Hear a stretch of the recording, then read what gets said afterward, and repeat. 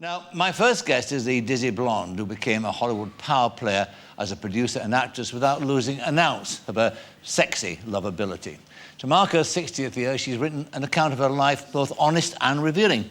The book's called A Lotus Grows in the Mud, the author, the enchanting Goldie Hawn.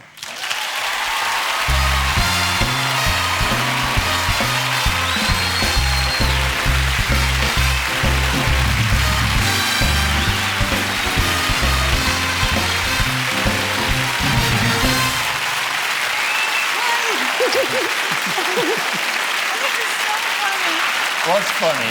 I'm not 60 yet. Aren't you 60 yet? No. Are you in your 60th year? Oh, I am? You are. Oh. So depressing. Actually not. Now, my shoes worked. What have you done? Well, the shoes, you know, they have these things, but there's no tooth in them, so it doesn't hold. So I've been squeezing them like this, hoping that I wouldn't fall down the stairs. Well, you've managed it very well. Are they uncomfortable? No, they're really comfortable. Are they good? Yeah, they're really, I mean, the shoe itself is comfortable. Excellent. And I'm comfortable, and I'm happy to be back. I really am. It's been a while. It's good to see you. You're looking years. good, looking wonderful. Yeah, it has Thank been you. all that. And you have written this book. I did. Summing up with the your help of life. Wendy Holden, who's an amazing woman and a great writer. Yeah. And it's an interesting account of your life. And what's interesting about it is, looking at you now, is that you say in the book that you were never that sexy kid, that you were always sort of slightly ashamed of yourself as a child. Yeah, I wasn't ashamed. I just didn't look at myself as anything fancy or fabulous or pretty. I didn't think I was a very pretty girl. And I didn't have boys, you know, looking at me when I was 12 and 13. I was very flat-chested and I was straight. And, you know, I'd come home from the school dance and I'd cry to my mom and say, boys don't like me, Mommy. You know, and she'd say, you just wait, Goldie. When you get older, you're a late bloomer. And it didn't help me then, but of course now it's great wisdom, you know. So how long did it take for it to arrive, so to speak? How long did it take to arrive? Yeah. I still wonder sometimes.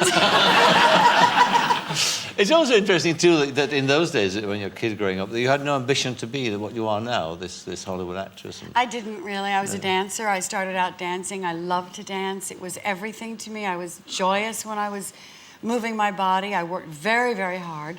And I think my greatest aspiration was just to be you know, a dancer on Broadway or something, which is why I went to New York City. So people would ask me when I was a little girl, they'd say to me, well, what do you want to be when you grow up? And my answer was always happy.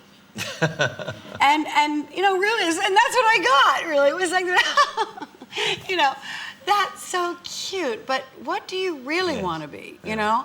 And I honestly wanted to be happy. It's all I cared about. The fact that I could dance or sing or be in my living room and dance to all those musicals and stuff, and that maybe I'd be lucky enough one day to dance.